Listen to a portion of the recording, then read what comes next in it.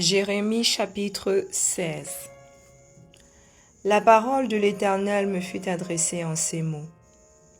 Tu ne prendras point de femme, et tu n'auras dans ce lieu ni fils ni fille, car ainsi parle l'Éternel sur les fils et les filles qui naîtront en ce lieu, sur leurs mères qui les auront enfantés, et sur leurs pères qui les auront engendrés dans ce pays. Ils mourront, consumés par la maladie. On ne leur donnera ni larmes, ni sépulture. Ils seront comme du fumier sur la terre. Ils périront par l'épée et par la famine. Et leurs cadavres serviront de pâture aux oiseaux du ciel et aux bêtes de la terre, car ainsi parle l'Éternel. N'entre pas dans une maison de deuil, n'y va pas pleurer, te lamenter avec eux. Car j'ai retiré à ce peuple ma paix, dit l'Éternel, ma bonté et ma miséricorde. Grands et petits mourront dans ce pays, on ne leur donnera point de sépulture. On ne les pleurera point. On ne se fera point d'incision. Et l'on ne se rasera pas pour eux. On ne rompra pas le pain dans le deuil pour consoler quelqu'un au sujet d'un mort. Et l'on n'offrira pas la coupe de consolation pour un père ou pour une mère. N'entre pas non plus dans une maison de festin pour t'asseoir avec eux, pour manger et boire. Car ainsi parle l'Éternel des armées, le Dieu d'Israël. Voici, je ferai cesser dans ce lieu, sous vos yeux et de vos jours, les cris de réjouissance et les cris d'allégresse, les chants du fiancé et les chants de la fiancée. Lorsque tu annonceras à ce peuple toutes ces choses, ils te diront: pourquoi l'Éternel nous menace-t-il de tous ces grands malheurs? Quelle est notre iniquité? Quel péché avons-nous commis contre l'Éternel notre Dieu?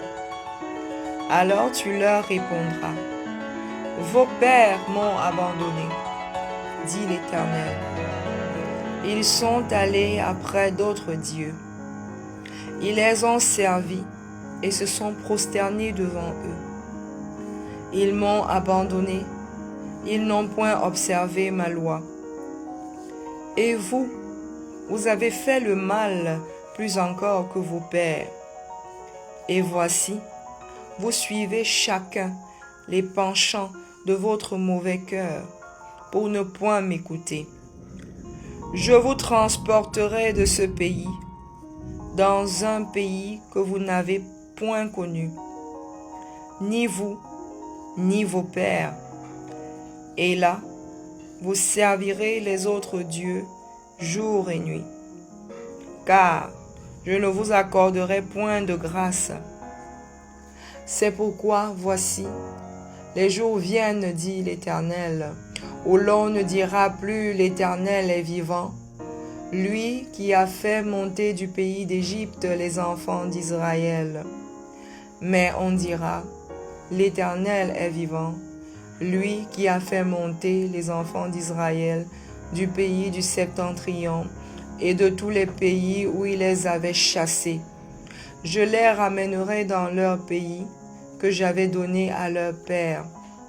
Voici, j'envoie une multitude de pécheurs, dit l'Éternel, et ils les pêcheront.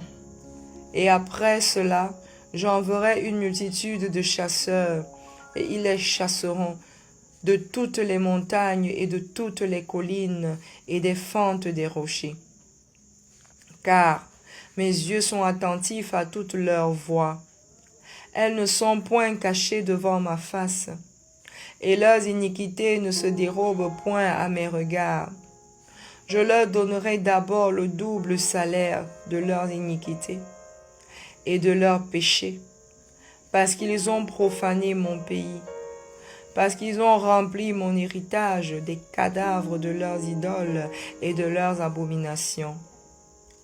Éternel, ma force et mon appui, mon refuge au jour de la détresse.